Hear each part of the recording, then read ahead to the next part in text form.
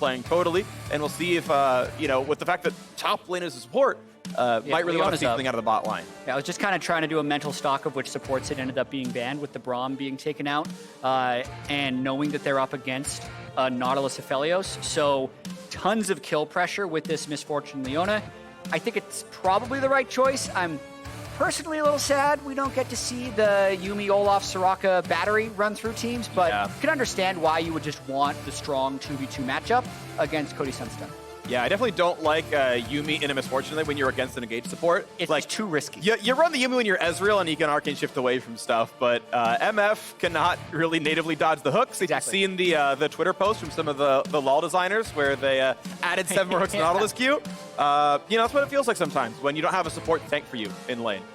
You just kind of get hit by stuff. So respect the choice. How would I tell people to find that if they haven't seen it? Like, look at, I think Riot August is someone who had some Nautilus stuff. Basically, a bunch of designers went through and modified Nautilus's hook to be like, actually, here's a buff, but it was just the meme fest of the most ridiculous buffs possible. Yeah, there we go. Show us the hover. Thank you, Aphromoo, for having a nibby for us. I would love to see that champion come through. We know it's Ryze in the mid lane for Ryoma.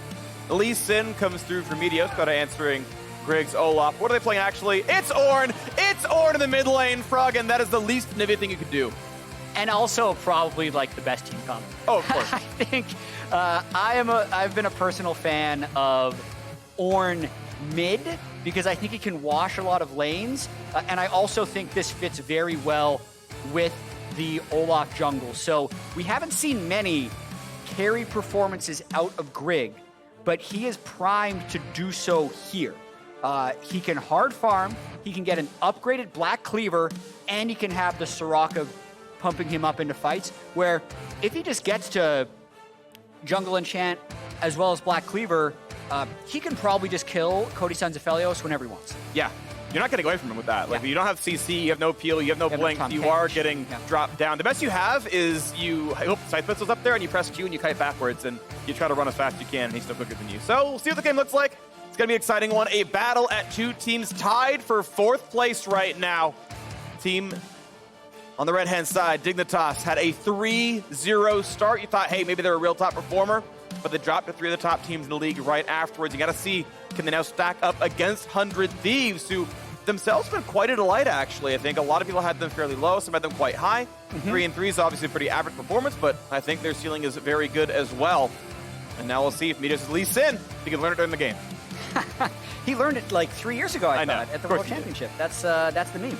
But overall, with this matchup, this is kind of what the regular season is about. Every team comes in with a lot of hopes and expectations, and then the pecking order is defined throughout the weeks of the season, right? It's not the end of the world when a team like Team Liquid starts at 2-5, but it's part of the process. So both of these teams are in the midst of a process of trying to become great, and both of them being at 3-3 is just a great time to match up. All right, here we go. On to Summoner's Rift. I gotta say, Aphromoo bringing out some nice costume here. I like the Leona setup. And Riv standing by with Think Card. Take it away, buddy. Thank you very much. I am here with Think Card. First question, there is obviously the 0-3 that has been happening for Dignitas. What was going on in the minds this week to make sure that the team could end that? Yeah, so we put a lot of effort in just buckling down and making sure that we had really productive practice throughout the week. And we performed really well in the latter stages. So going to this game, I think we're just really confident. We know that if we play well, we can beat any team. Well, it looks like you can take almost any fight with this composition. What was the goal coming in this game when you got that in draft? Yeah, so the Soraka Olaf was showed in LCK, and pretty much the Olaf can take any 1v1 because he has a Soraka with him. So you just kind of play efficiently and just make sure that you're defending your space, getting the places first. And like I said, if we play well, I know that we'll get the result we want. Think Card, thank you so much for the insight. Gentlemen, take it away. I like those lines, though. Defend your space, get there first, and as long as you're there, you can take any fight. That's what I'm going to look for then, is, you know, if Dignitas can control wherever the Olaf is and make sure they actually get control over that. Right now, he's going to start with a solo blue buff start and let his duo lane get lane control down there. Yeah, I'm always interested in following the junglers around, but also in games where we have these unconventional top laners like a Soraka or a Sona. how do both teams decide to approach it? Because it's something I'm trying to investigate a lot, because I kind of have a theory that it's the next big thing in high elo or in pro League of Legends. Like, we've seen Soraka dominate to move to almost 100% ban. We'll see what ends up happening when it moves to other enchanter supports, like if we end up seeing more Sona. The main question I'm trying to answer is, do you play around it or do you isolate it? And what's better for both teams? Oftentimes I see like the Dignitas team isolates it and plays elsewhere, and then the 100 Thieves team tries to like shut it down and kill it. But I wonder if that's even the right call, because if it's a supportive pick in nature and you're putting your attention towards shutting down the supportive pick, are you not then just allowing the other team's carries to thrive, right? That's the question I'm trying to go through right now, and I want to see what Meteos and 100 Thieves has played. Right now, Meteos, of course, did the quick 2-buff start into the Gromp, got level 3, and waiting around on the top side of the map, very far from the duo. I do want to point out, actually, that impressed with Dignitas' early 2-on-2 plays. They got huge health bar leads off the very start, got a lot of poke towards Cody Sun. And, you know, when you're on the Caliber from Cyberbuff, you have a 100 attack range lead that they did not get any trades with. And that allows them to roam into the jungle. And look at this, like if you look at the minimap, Olaf's done his jungle. Meteos is still have a full camp to clear, and Aphromoo, you know, being a little brat in the jungle trying to chase him down. A little bit of damage there. Q's back up from cooldown, now only 5 seconds, but he's still being slowed by the red buff, so needs the blast cone to get away. Good patience. He's got teammates. Yeah, there's no way he gets chased down, so he does live, but you know, pads the KDA stats, or at least the damage per minute stats. Meteos probably top in the charts right now. Maybe Huni doing a lot of poke on this infinite regen set. Yeah, and one of the big differences between Soraka top and some of the other enchanter tops that you see like Sona is you're not actually building the support item on this one, because you can generate enough CS and have enough wave clear just with your Q spam. I think the main strength of this pick actually lies in the Athene's purchase that you run first. It seems a little weird, right, to build Athene's against a physical damage top laner like Sett, but the pick really isn't about the lane. It's about generating the Athene's charges later and re-expending them throughout the process of a team fight, because you have a very low cooldown heal like Soraka in W. So from the looks of it, it doesn't look like there's much attention being spent up here, and Huni's just going to try and farm out as best as he can. Meanwhile, Ssumday getting some pretty good trades himself and getting the health bar back in a decent spot. Of course, again, a lot of base health regen on that champion. Yeah, got to point out, Huni's not taking barrier. A lot of the Sorakas do take barrier to try and dissuade the camp. Since you are vulnerable, Huni's pushed up and vulnerable, no barrier. Let's see if he can get away from this one. All right, this could be the moment. Goes for the move speed, flashes for the pullback, gets the stun, 2 punches in. Now Huni running downwards with move speed, puts down the silence, but now, whoa! Meteos whips the Q, gets the slow, has to ward hop, but a flash to chase. Couple more autos to put him in, but he's still healing. Lands the Q, he'll live, he'll get first blood, and Meteos strikes the top lane. Grig, but he's got a wall in the way. Teleport coming in from Ryoma. He had already been able to recall, so at least Ryoma has items, but now he's going to be late in the mid lane. Stunt's holding the wave as Huni TP's back on the top. There's a lot to unpack right there. The kill took so long, right? They were able to get the kill, but I mean, Aphro's been roaming this whole time. Huni nearly outplayed it. The dodge on Meteos' point-blank Q, or the miss, depending on how you'd want to look at it for Meteos, ends up buying so much time. So remember, has teleport, no barrier, and the Q will end up healing him over time. So makes Ssumday go the long way around. Really, Meteos has to be able to land that Q. Gets the control ward and the flash, and if this Q has time to return the health to him, he actually lives through that one. So fractions of a second end up keeping him alive. Damage here, finally gets the root there. Cody Sun whiffing an auto, but doing okay overall. This game is, by the way, tied in gold despite the kill coming through. 600 gold first blood if you count the assist, which I believe, yeah, there was for Sett. But it's Dignitas farming overall a whole lot more, and you can see that with about 5 camp lead in the jungle. Gonna pay for pretty much all of that. Yeah, and river fight.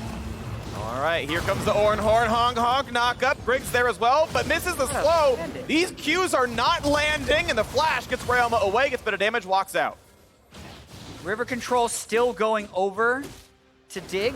Errant Q by Grig there, but I think the flash would have been burned regardless, and Ryoma probably lives in either case. So look for a lot more of this if Dignitas can force these plays, go for river control, use the push they have from the Ornn. Huni's level 6 now, so wherever they fight, you have to account for that Soraka ultimate, specifically even like in the bottom lane. If Aphromoo tries to go for an all-in, or even if 100 Thieves tries to do something, they have to think of that Soraka ult in the back of their heads. The fight in the mid side as Ryoma's pushing in the wave, but is down farm. Some of that was, of course, the requirement of TPing back to the top lane to help the dive not happen, but overall doing okay. Only -4 CS as top gets shoved in. And you can see, yeah, Ssumday with his opposing laner pushed out does get to top the XP charts, and Meteos ever active. Sure, he's down in camp, but now Grig actually has a level lead. His dual lane is coming over. Now Grig can ult away from any engage. He's safe, and now the TP comes as well. So Meteos, That's does he an Ornn. save the hop? Here is Froggen. Forced to ward hop away, but that is a TP on cooldown now as mid is pushed in, and Froggen loses an entire wave on the mid lane as Ryoma shoves it, and now they can go for the smite fight, but keep in mind, again, Grig is up a level. Aphro could go for the engage as well, and as you said, Meteos is low, but the Dragon kind of playing 100 Thieves' side, gets a bit of damage across, and Froggen will lose the entire mid lane wave to help control that Dragon. It was a bit of a trade across the map, though, because Froggen did lose the mid lane wave, but Ssumday lost the top lane because he walked down towards mid to kind of threaten the 5-man play. A lot of patience there showed by Dignitas, actually, where Grig decided not to all in because he didn't have numbers, but still managed to dissuade the play.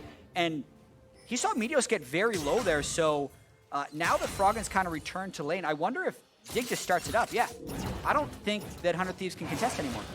Fortunate for the 100 Thieves bot lane, they have Infernum right now, so you can clear the wave quickly, but looks like they're still penned up across this side. And it will be a solo Drake for Grig picked up. Quick Infernum gonna go to them. It's not really envisioned, but yeah, not gonna stop them whatsoever. Drake picked up, good stop by Dignitas. They're on the board.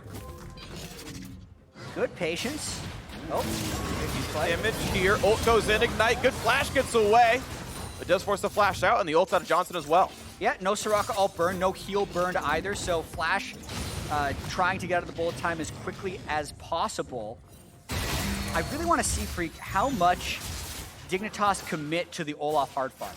Like, I'm even a little surprised that Grig went searching for a little bit of deep vision when he has so many camps up. Like, is he just going to power clear through, wait for Huni to hit Athenes, and then go for team fights? Because at least if ThinkCard referenced the LCK, like that's kind of how they played the pick, knowing what their power windows are and just hard committing to getting there. But it looks like Grig's getting a little bit distracted with a few side quests. Right now, we're still in the part of the game where the jungle camps are worth more XP than last patch. Once the average level goes to 7, when they respawn, they're identical to what they were in the 10.2 jungle. But Herald's going to go over pretty cleanly over to the 100 Thieves side. They've got 4 minutes to use it and cash in on that 300 gold with the turret plates. 500 gold lead still for 100 Thieves. They managed to catch up and farm across the map as well. And we'll see who's going to get the donation here. Yeah, it is a little bit tricky when you swap for Herald like that, because none of their waves are currently pushed. So dropping the Herald just for 2 plates sometimes isn't even necessarily worth the lost tempo you have. Like if you notice, the bot wave is already pushing in for Dig, and the Herald drop just becomes a little bit difficult unless Meteos can create a play. Minor thing to note, actually, was you watched Grig take down the first half of the Krug camp and then go clear a ward and walk down. More of the gold got pushed to the small Krugs in this patch. It's actually, and especially with Olaf, where a single Q kills them all, but hold that thought. There's a fight in the mid lane. They land both halves of it, and Ryoma has absolutely no way out, and Froggen grabs the kill. Good job by Dignitas tracking that flash timer. Knows Ryoma, just wanders outside of his turret. They have the CC chain. Aphromoo's been really roaming all game. That's the first opportunity he's been able to convert, but well done punishing that flash timer. Meteos wants to make a play happen here, though, so he can drop Brick Herald. Grig up a level. They both land Qs, but Meteos could be the one forced to run away for this one as Grig keeps the chase going. Doesn't slow Cody Sun just yet, but they get ward control, they get brush control, they get river control, and 100 Thieves have to kind of step back. Exactly. It's so hard for 100 Thieves to step up right here because not only do they not have mid control, they have to consistently respect this Soraka ultimate. Nothing they could do to make the play happen there. You can see Ssumday and Huni just kind of trading farm right now. Double Doran's ring, and Ninja Tabby keeps him pretty safe, and it's an equal farm situation.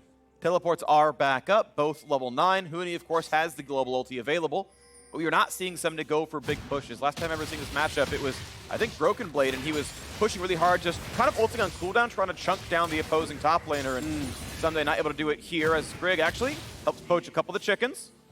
Holds that level lead, but doesn't get the big one. Go farm! Just power up! This is definitely the cheese lord in me saying, like, just hit your item power spikes. Yeah. For Dignitas, because I think they're in a really good position at the moment. None of their turret plates have been lost. They have the first dragon. Meteos is just kind of looking for a spot to drop the Rift Herald, but as long as Dig can keep their waves pushed, they'll be A-okay. And of note here, actually, is it's Cinder Hulk on the Olaf. I feel like the more common buy tends to be Warrior, even in Pro, Agreed. which devalues Warrior somewhat, so he's actually very tanky in this build. Yeah, in the game that ThinkCard was referring to from the LCK, it was a Cinder Hulk Cleaver Olaf.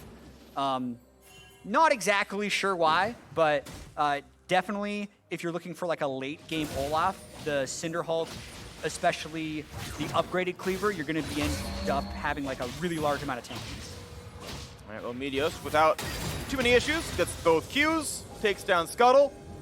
Gold lead, though, is now Dignitas' favor, plus the Infernal Drake as well. And one take I've seen online is considering Soraka a hyper carry, and the fact that the actual health per minute she provides is comparable to the damage per minute you get to see from someone else.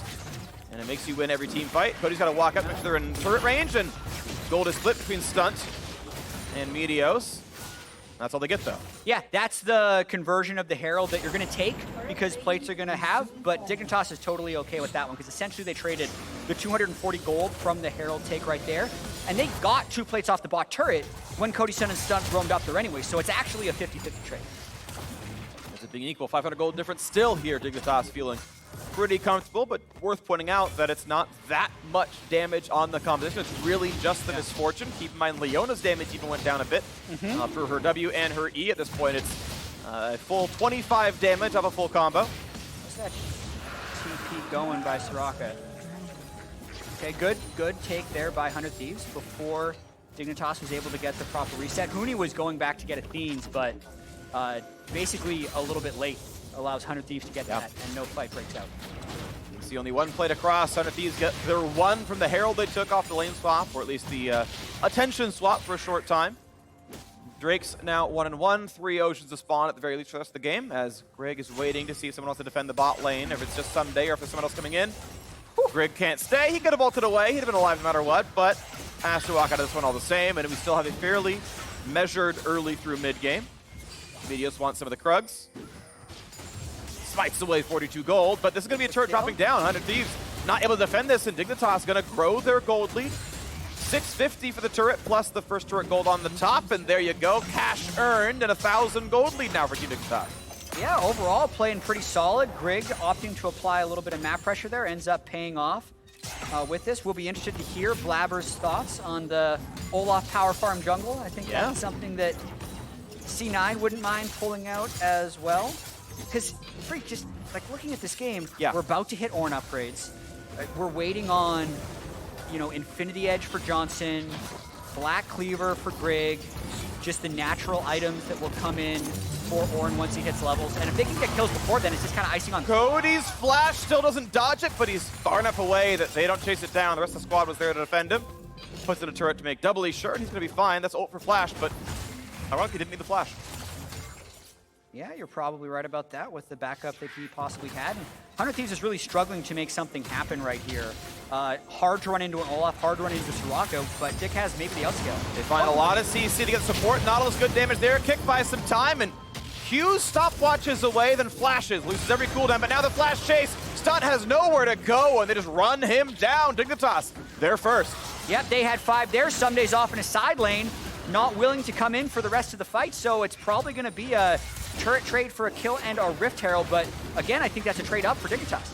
Looking pretty good for them. They're going to temporarily lose a part of the gold lead as the bot turret falls, but still up more than 1,000. They're ready to cash in another turret with the Herald themselves as this slowly goes down, and they keep on building new items. Sunfire Cape not far from Froggen now, and next level can upgrade both that and the Abyssal Mask. IE should be the second pick up there for Johnsun, and that'll be right afterwards.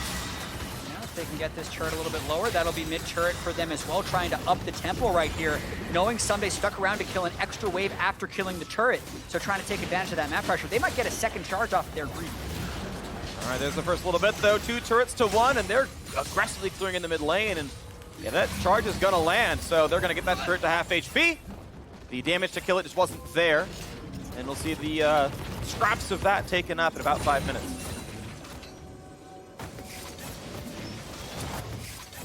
Two minutes till next Drake. You expect Dignitas to be there for that one. Again, what their coach said was, let's make sure we take our space. As long as we're there first, we're going to be good. Let Olaf lead the charge, heal him up as needed. And I feel like stacking the Drakes is kind of how you secure the win when the game is going this slowly. I think so, and the Drake that 100 Thieves was able to take 3.5 minutes ago, I think will be quite important, because the way I'm thinking the rest of this game will play out is Ryoma and Ssumday are going to play to sides a lot, since once the Ornn upgrades come in, the 5v5 for Dignitas is just going to be so incredibly strong.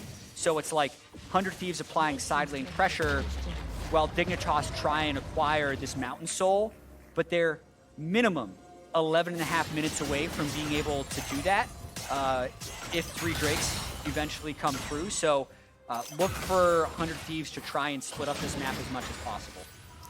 And the first spikes start coming through as the Abyssal Mask is upgraded, as level 12 comes through for Froggen. Level 13 will give him a teammate 1. Yeah. We know we expect Redemption to come through for Huni at some point, and maybe one day after we'll get a real item as well. This Stone Plate doesn't work with the Ornn upgrades, but they'll get something eventually probably. When we take stock of the game, 100 Thieves have not shown a lot of aggression, as you mentioned, though. Splitting up, finding split push victories might be how they do it. They have tied the turret score 2-2, so going to give them credit for that one, but you still have a 1,200 gold difference from kills and farms. Yeah, and Ornn item's going to come in and be even more of that. Yeah, it's more like 2,500 gold difference. It's going to become 3,000 and change as soon as the Sunfire is done as well. Froggen is going to be in a 1v2 right here. He's very tanky, though, 2,500 health. Jumps forward, does not find the kickback, but does make Froggen flash. Yeah, a little bit of a mind game right there. Froggen was trying to hold his unstoppable for the kickback, decided he didn't want to play that game after a while and just flashed since his team was making a play happen elsewhere. But it did mean that tier 2 fell, right? 2 people were sent to the top lane. Dignitas had 4 into the mid. Knocked down the turret. They're there for the Drake on time as well. And so far, this army looks pretty unstoppable. Froggen just is on split push duty. He's on side lane duty. Now comes round 2. Nice stopwatch. Now it's going to be time for the ultimate to come down. W for the unstoppable now as well. Kick him right back into the squad. Could not get the knockup for himself. The flash follow, and it takes him 7 years, but they get the kill. Here comes the rest of the squad, though. Dignitas going to look for the own this slow for Aphromoo. He's all alone. And he's showing that he doesn't have teammates yet, or he would have gone in sooner. Finds the E, finds the Q stun as well. Ignites Ryoma. They're going to try to chase him down. He's running as fast as he can. Does have all the movement speed buffs. EQ, running, but that's going to be the rest of the squad. That's a kill, traded mid laner for mid laner. And Grig does not want to be stopped either. Stunt is going to hope he can recall. I think they know he's there. He's got the alcove mindset, but so does Dignitas. And it's 2 kills plus a turret plus a Drake. You understand the idea of what 100 Thieves is trying to do there as well, but it just takes such a long time to dive the Ornn, and the rest of the map was in a position that didn't have that much pressure, so Dig had a ton of time to run up after them. Now they're just going straight for Baron. It would be on Meteos to steal. Now you can try, but it's going to be real difficult right now. Respawn still 6 seconds. It's a full-on 5v3 in favor of Dignitas. The Baron's at half HP. They got to make sure they keep marking the Lee Sin. He doesn't have kick, but he has flash and smite and everything else in the kit. Ult comes down, but doesn't find more than a single target. Ryoma TP's in, 4v5 on Baron. Now they're very tanky, but it still could be some decent damage. There's the duck in the back line. Big chunk right there. Could they find the kill? Ssumday kills Huni, and it's a smite in for Grig. He grabs the Baron, but the team fight is going all the way 100 Thieves. It's a complete ace as a trade for the Baron goal. Definitely a Dignitas game, Phreak, but they didn't manage to secure the Baron in all of that. They thought they wouldn't take any damage in that pit with a Soraka, but it just looked like they didn't go into that with a plan. Are we peeling or are we fighting? And they ended up winning the 50-50, but it was kind of too late because Ssumday landed a massive ultimate to get in there. Well, shortest Baron power play of all time, aced in the very pit where you got the Baron buff. And this, of course, means map control goes right on over to 100 Thieves. They can take everything they want. They grab half the jungle. They grab mid lane tier 2. They watch this slow motion fight yet again. Yeah, watch Ssumday's ultimate here, because Dig thinks they can stay on this because they have Soraka, so they won't take much damage. But they're buying time for Ryoma to arrive. So as he arrives, Ssumday uses the speed shrine and gets the slam onto Huni into a 3-man stun. So Huni's really unable to get himself out of there, can't flash away with the position he was put at in the back of the pit. Thank goodness for Grig's smiting skills. Yeah. Or that could have been an even bigger disaster. Yeah, Smite E it looked like from him, so you'd have to like predict which cooldown came first, because there's 2 true damage deals that none of them are affected by the Baron debuff. But look at that gold swing. Right back to 100 Thieves' favor now. 200 gold, narrowly giving that advantage off all the shutdowns and assist gold they just got. All right, we got ourselves a game. Yes, we do. Yep. It's picked up the pace right now. Wow, Grig wants it already, chasing down Ssumday, and oh, there's another dunk over the top-hand side. Decent damage on Aphromoo, but he's very tanky, and they're going to re-engage. They're going to knock down Ssumday. 1 for 0, a kickback buys a bit of time, but Aphromoo is right back there. The stun onto Stunt, it's in the name. A double kill on a Johnsun. And he's getting bigger and bigger. That upgraded Infinity Edge on top of Essence Reaver is just the fight they wanted in that spot. But again, 100 Thieves is trying to split the map. So it's about how much can Dignitas force while 100 Thieves split pushes. And it's going to be probably a lot. This is easily the inhibitor turret going down. They could choose to not knock the inhib itself if they really wanted to not give away gold income from minions. But you're going to knock down the inhib itself as well. It'll be down. No, they're going to back off in time. They were afraid of maybe getting engaged upon, maybe forcing out a fight. Meteos dropped to about half HP. And the turret will fall for the gold income. Dignitas have 1 minute to reset and take this next Drake. Yeah, and I think they're in a spot where they say, hey, this game could actually be really long. No need to get the inhibitor this early, since in effect, a lot of times that just prevents you from being able to farm. They want Froggen to hit level 15 so we can give as many Ornn items as possible, and they need to reset and get a buy off before this next Ocean Drake. So can understand them pulling off here. And let's see what Ryoma decides to do here, because 100 Thieves clearly loses the 4v5s with the split map pressure, but if they get the right initiation with Sett, maybe they think they can win something here. He's definitely moved down to contest, so they're kind of cutting off their own options here. They're looking to contest. If there is a time to fight, it would probably be after you got the ace. Now the engage is right away onto Stunt, who doesn't have the extract just yet. He's still running away, but it does not have the durability. Stoneplate comes in late as well. That's a pretty easy pick-off. Nice setup by Aphromoo and Froggen. They should probably be splitting and giving up that Ocean Drake, but instead they posture a little bit, and Aphromoo very quick in knowing which team should have control over mid, and he's able to make Stunt pay. Definitely right about that one. Drake's gonna go over, and Dignitas are on Soul Point, and absurd regen is in their future with this one. They've got a Soraka, not to mention the chance that the Ocean Soul in and of itself. Healing connection, gonna be important. We've got the Executioners, of course, done for Ssumday already. We've got one in there for Cody Sun's Aphelios here as well, but even Ryoma might want a Merlinomicon. Yeah, I actually kind of hate that Froggen upgraded Huni's Redemption before Grig's Black Cleaver. Yeah. Picking favorites on the team maybe a little bit. Woo! But I just think it goes so much better on Grig. The whole point of this composition is to power up the Olaf as he runs in. Yes, it's kind of turned into this MF carry from here, but definitely think that's the wrong choice. Yeah, a lot of the stat profile on Redemption upgrade is percent health and percent mana regen, which Huni's probably not running out of either in terms of regen capacity. So yeah, I agree. I like the raw stats more, but oh well, it's what it is. We'll see next level 15 comes through for Froggen, and then he can get the guy next. Knight's Vow looks to be in the inventory of Aphromoo pretty soon. Still without a Ornn upgrade, but it's okay. So right now, Dignitas is trying to get this mid inhibitor down. That would allow it to auto push, and then they'd be able to catch side waves while they're doing this Baron setup. They're trying for a fight right now, forcing Cody Sun's flash. The anchor pull comes in. They found Huni, but they don't have the damage just yet. He flashed away and stays alive. Redemption can help the squad now as well. Here's the big engage. Meteos kicks one back, but he's got nothing else to do. Burns his stopwatch, but he will die on the respawn. Ward Hop won't get him away. 5v4 for the Dignitas right back in for the inhibitor. They're going to knock that one down without a problem as well. And 100 Thieves cannot find a team fight that works. And now Meteos is dead, while Baron respawns. So Dignitas doesn't have to worry about the split, doesn't have to worry about the jungler. They're going to move right into the spot, get vision, and threaten the Baron. They're happy to play these slow and steady team fights. Huni burns his flash to live, works out no problem. And now how do you stop this Baron attempt? Last time, yeah, I mean, Thieves won the fight last time. It went slowly enough. As we mentioned, there's really only one damage dealer on the squad, and MF single target damage, not that high. Cody Sun does have Infernum, but no ultimate, so Dig should be pretty safe in this moment. All right, Baron down about to half HP. They might find the first engage. Of course, Froggen, he's so invincible, though, and Ssumday pushed away. Bullet time has to burn the grit for the shield, and that's going to be an easy chase down. Stunt's going to drop, and Ryoma just cannot do enough. They land the slows. He's going to roam more, but there's going to be something there for him, and there is. The shutdown goes to Grig, and Dignitas walk right back into the Baron.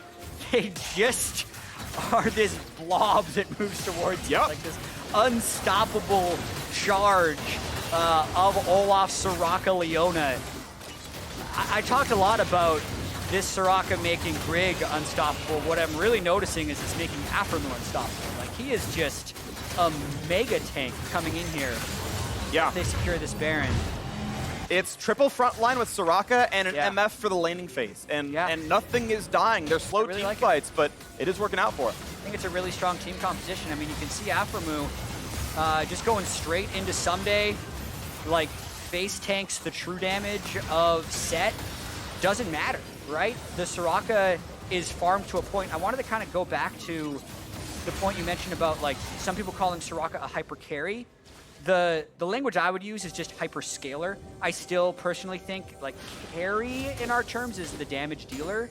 But you can still, as you gain gold and levels, be more influential than others. And I think just because of the power of the healing you can add, as your teammates build armor and to make your effective health Grig better, is going for this one. Absurd. Yeah, like, Grig is just facing down Stunt as far as he wants. It's practically a 2v3, and it doesn't matter. Stunt's forced to flash away. Grig is still on their tail. Gets another axe, finds another slow. Now Ssumday's forced to run. He's knocked up as well. And they just run them down across the map. Nothing stops Dignitas. Absolutely nothing. Even not upgrading his Black Cleaver can't stop Grig. He's going to keep charging whether or not he has that extra gold efficiency. Hard mode's all he wants for this one. 40 seconds on Ocean Soul. They don't need it. Baron buff is on. They're pushing for the Nexus. Aphromoo knows where he's at. He vowed the Olaf. Hell yeah. Tanky front line, the flash engage. They got the knockup. They got the bullet time. It's another kill. Grig is unstoppable. Finally has the upgraded Black Cleaver. Now Johnsun's on a rampage. They're going to kill every single structure here, and Dignitas up the gut, take down the mid lane, and a sub 30-minute win over 100 Thieves. Love the team composition that Dignitas put together here. Their execution did, you know, look a little slow, but that was the point. You needed the Ornn upgrades to come in. You wanted the Olaf to hit a power